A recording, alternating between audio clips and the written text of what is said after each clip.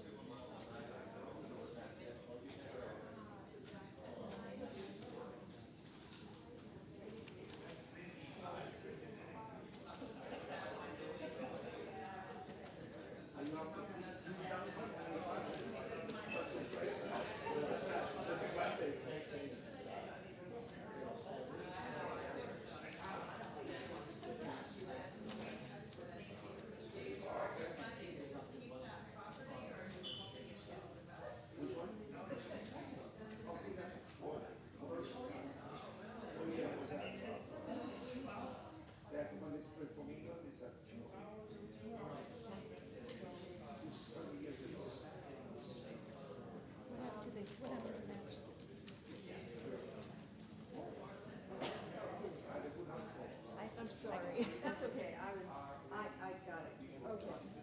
You have a camera? Okay.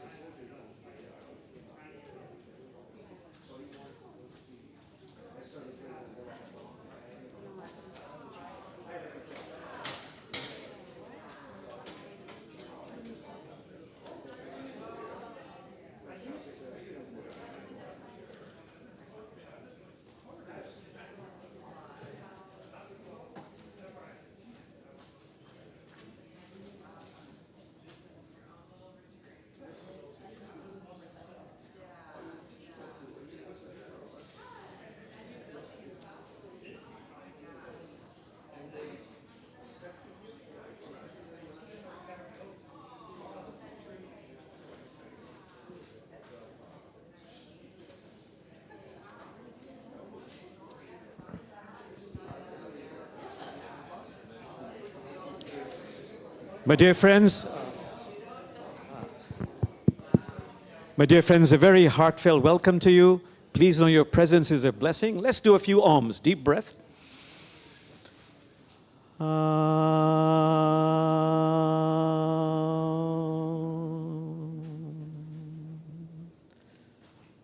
One more time.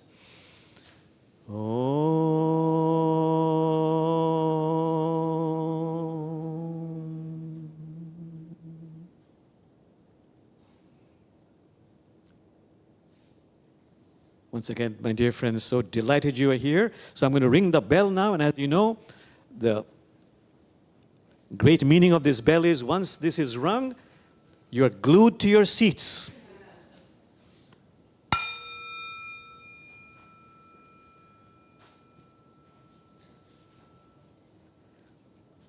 But we're flexible. If you need to go to the sanctuary of release, it's straight ahead, right there. So, okay, my friends, now we, in our wonderful sanctuary here, we have the tradition of really honoring, starting with honoring our ancestors. Huh? Oh, music, I'm so sorry, yeah. Jamal, I'm being reminded, get in the mood for inviting the ancestors, divine feminine, and indigenous people. Okay, music.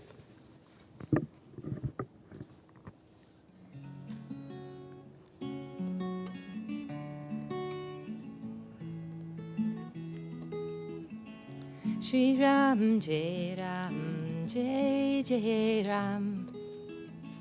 Shri Ram, Jai Ram, Jai Jai Ram.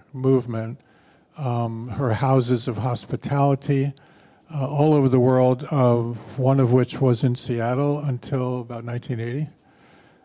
There is a Dorothy Day House by Catholic Community Services here in Belltown for homeless women and transitional. The lovely Kathy, who I am blessed to be married to, actually met a nurse who helped Dorothy Day with her bad feet because Kathy worked with homeless women for decades, and that's how she met that nurse. I'm just so inspired by Dorothy Day's, her pacifism, her socialism, her anarchism. She was an anarchist. I don't know much about that, but and she, when the Catholic Worker newspaper was very successful for a paper of its type until World War II, when she lost half of her subscribers because she maintained her pacifism.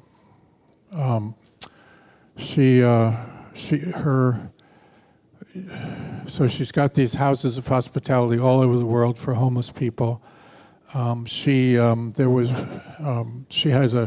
would feed homeless people, and at St. James Cathedral, where Kathy and I go when we're not here, took over their feeding program decades ago. She said, one of her quotes that I like the best is she said to other socialists, she says, "I'm a pacifist even in the class war," which I thought was great. She was arrested many, many times for protests. She was not a fan of the civil defense drills that they would have for nuclear war, saying, you know, like that's really going to help. You know?